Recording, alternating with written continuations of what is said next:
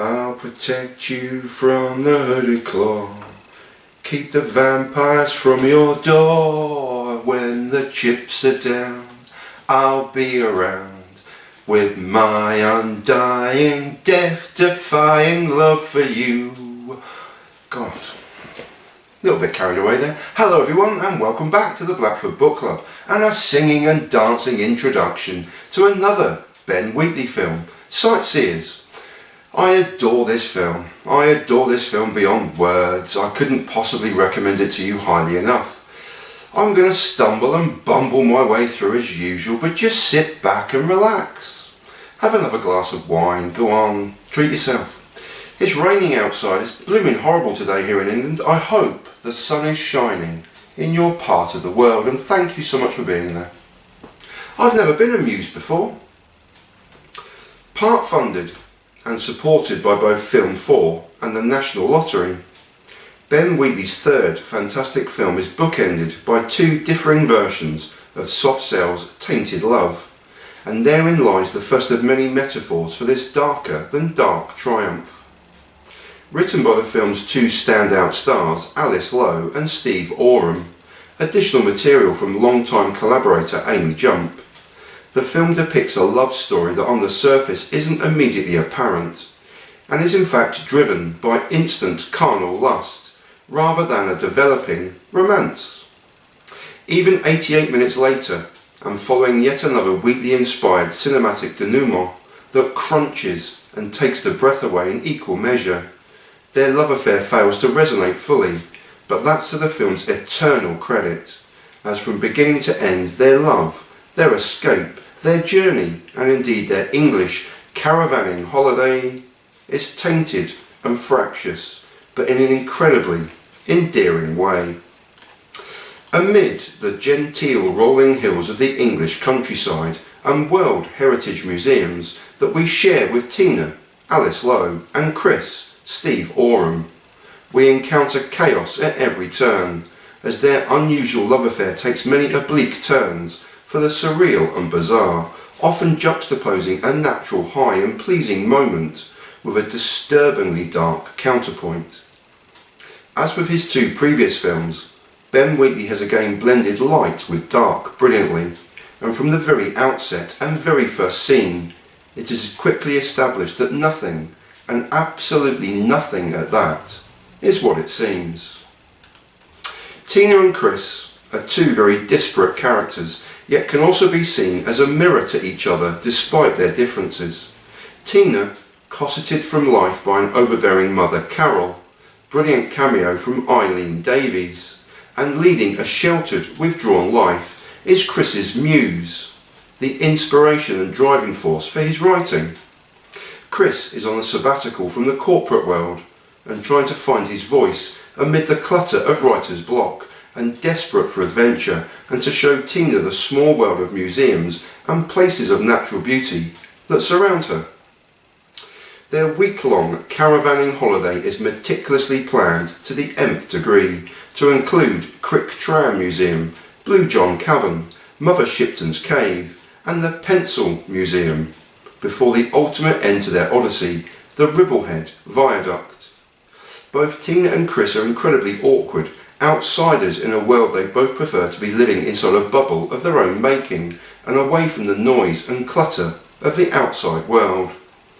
It could also be argued that both suffer from manic depression, as they swing uncontrollably from tremendous and joyous highs to crushing lows, and as the film develops, and Tina becomes the more dominant of the two, there is a sense of egging the other on, that they've come this far together and can't allow anyone or anything to get inside their bubble. There is a definite undercurrent of depression and especially societal anxiety at the outside world, and all this despite their meticulously planned holiday and numerous destinations, but both Tina and Chris increasingly find it difficult to interact with the world that surrounds them. As with his previous films Down Terrace and Kill List, Ben Wheatley quickly establishes that uneasy feeling that nothing is quite as it seems, with conversations trailing off without an answer, Awkward interactions prick the bubble of calm serenity and beauty, and scenes often merge into one another with a continuing narration, of sorts, from a previous segment of the scene. This again propels the film, but more importantly establishes the fractious nature of our characters' minds, feelings and intentions. So often the film has an almost calming, single camera shot on one or both of the characters, looking directly at the audience, almost asking, "Are you with us?" Chris's joy is etched all over his face after the early accident at the Crick Tram Museum, as the one camera close-up testifies, "But he's barbed, he's ruined the Crick Tram Museum for me now." Comment later is another overt clue that all is not what it seems. This is all firmly established early on, as are the characters' huge duality, swinging from tremendous highs of joy and laughter to brutal, distanced and almost psychopathic tendencies, as their week-long holiday quickly becomes a random, cold and somewhat schizophrenic killing spree. Did I mention that Chris was on a violent and bloody killing spree? Neither did Chris or Tina. Nor do they mention their burgeoning love affair, as this often mirrors the schizophrenic nature of the killing spree. On the surface only it appears cold and awkward, with very little real tenderness between them. This is deliberately so, but to comment further would be to enter spoiler territory.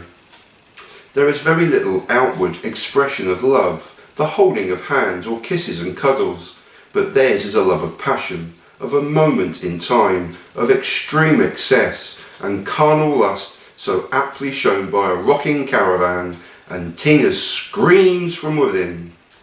Tina, nose deep in her treasured potpourri, exclaiming, "Oh God, Chris, this is exactly how I imagined it," is absolutely priceless. Their love is frantic and passionate, capturing that one moment in time of pure lust and absolute joy, living life one hedonistic moment at a time and damning the consequences. Yet, by the time The Power of Love by Frankie Goes to Hollywood and another massive and iconic direct nod at the audience is played, you may well be cheering for yet more characters in a Ben Wheatley film than your conscience should allow. To continue the metaphor, that specific moment in time of the film, the capturing of Tina and Chris nearing the end of their journey, their broad smiles accompanying the music, their moment in time that they've dreamed of, is absolutely stunning and befitting yet another darkly beautiful film from Wheatley. Sightseers is another triumph for Ben, but special praise is also reserved for director of photography Lowe Rose. Amid the madness of furious sex and potpourri, the violent and bloody killing sprees, and Chris and Tina's nonchalant and detached attitudes, to the aftermath through to their incredibly awkward social interactions, Lowe Rose brings to life so many treasured English tourist destinations with ease. But it's the dawn and dusk pictures of England that please the most. The rising sun captured in glorious wide shots of the English countryside, and the dark, haunting dusk of a full moon that capture brilliantly the intensity of impending dread and violent destruction. The musical choices of Soft Cell and Frankie Goes to Hollywood are inspired, as is the haunting Season of the Witch by Donovan, a scene which simply has to be seen to be believed. As with Ben's previous films, there is a small supporting cast of just 29 total actors, some of whom return in minor cameo roles, but again this is very definitely Tina and Chris's story, a bloody, brutal and brutally blackly comedic caravanning holiday that I simply adored from the first minute until the very last. It is also Alice Lowe and Steve Oram's film, and they should be lauded highly for their portrayals. Eminently quotable, wince-inducing brilliance again from one of Britain's finest directors of our age. I cannot recommend this highly enough. Light to dark and back again, and quite possibly again and again. I've dissected the following brief scene as a taster only, as this scene encapsulates the majesty of this film perfectly. An early morning ramble in the English countryside, brilliantly captured by Laurie Rose, as Tina and Chris head for a circle of sacred standing stones. Chris, always ahead of Tina and striding purposely forward, ignores Tina's requests to slow down as their dog Poppy relieves herself. Tina is approached by a separate rambler who is aghast that she is neglecting to pick up the excrement in an area of such natural beauty, and Tina quickly crumbles, tearfully crying for Chris to return and help her. Their brief interaction is predominantly captured by one moving camera between the rambler and Tina, with a second camera angle quickly cut into the narrative. Chris returns and quickly both he and Tina subtly egg each other on, taking an innocent situation which should have been rectified immediately into a subtext of sexual indiscretion, to which Chris must now defend Tina's honour as a serf to their lord and master. Chris strides purposely again, this time behind the retreating rambler, who defends his public school education, whilst Chris, prophetically one might argue, counters that China will soon one day own and dominate this once sacred country. Cue John Hurt.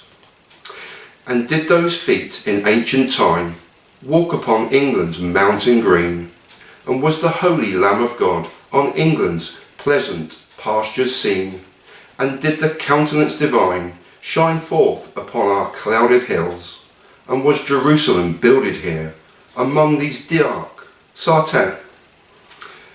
Oh, that's a shame. Oh, I cut. Try again. Cue John Hurt. And did those feet in ancient time walk upon England's mountain green, and was the holy Lamb of God on England's pleasant pastures seen, and did the countenance divine shine forth upon our clouded hills, and was Jerusalem builded here among these dark I was going to say satanic again. Take 3. And did those feet in ancient times. Take 4. And did those feet in ancient time walk upon England's mountain green, and was the holy Lamb of God on England's pleasant pastures seen, and did the countenance divine shine forth upon our clouded hills, and was Jerusalem builded here among these dark satanic mills. Hooray!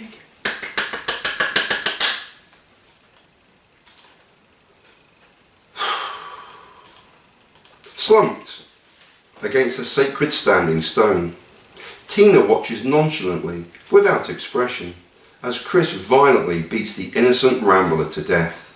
No motive, no reason, just pure in the moment psychopathy. Slow motion cameras capture the violent madness, quickly cutting between a prone and still a motionless Tina and a raging Chris, before he quickly regains his composure with an equally nonchalant "Report that to the National Trust, mate." The regaining of composure is key, as it again establishes the psychopathy and random nature of the attack, and of Chris's detached antipathy toward anyone apart from his muse.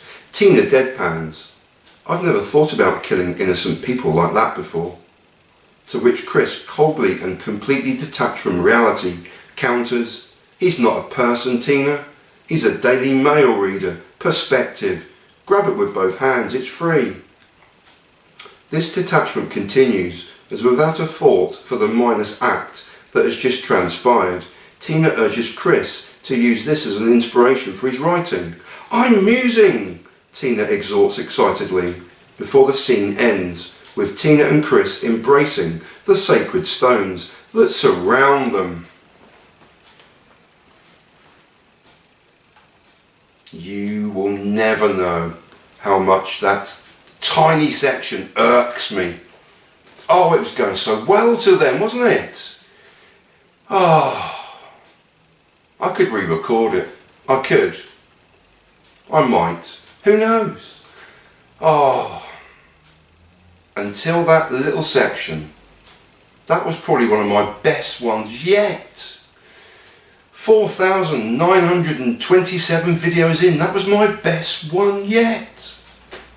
Alas, these things are sent to try us apparently. Now can we kill the person that sent them? Hooray! Right, thanks very much for watching. I might re-record it again, who knows? Who cares? Do you care? I don't really care. Do you care? I don't know. I don't know, I'm not you, you're not me. But it is just you and me, and thanks very much for being there. Thanks for watching this bloody rubbish. Thanks very much. I hope you're well. I hope the world is spinning in your favour, in your little corner of the world. Thanks for watching. Thank you so much. I do sincerely appreciate it. Peace everyone. Solidarity everyone. Please take care everyone. That's my Hill Street Blues ending that I continually use. Hey, be careful out there. There's one for the teenagers. Peace.